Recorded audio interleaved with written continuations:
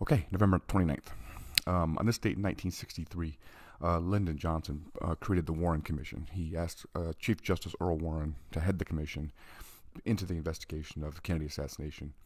Um, the Warren Commission ultimately determined that Lee Harvey Oswald acted alone.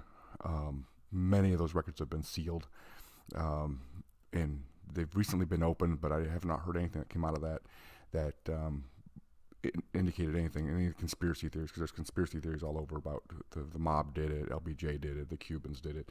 But the Warren Commission determined that it was just Lee Harvey Oswald acting alone. Um, what's interesting is future President Gerald Ford served on the Warren Commission. So that happened today in 1963. The other thing that happened today in 1990, President George H.W. Bush signed the Immigration Act of 1990. It was the first major overhaul of our immigration system since the 1960s, and actually undid some things that were in the Immigration Act of 1905.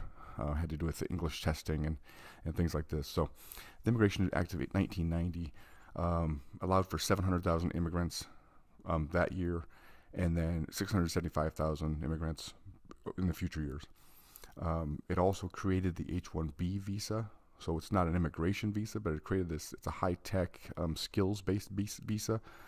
So companies like Rolls-Royce, General Motors, some of the national labs can then bring in immigrants on these temporary visas to do work if they have skills that are unique. So that happened today. The other thing with the Immigration Act is it tried to increase immigration from low admittance countries. So countries that had populations in the United States that were underrepresented. So we didn't have a lot of people from those countries. So it tried to increase that, to try and increase the diversity in the country. So two things happened today.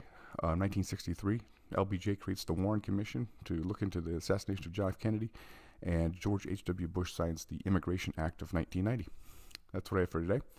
I will see you tomorrow.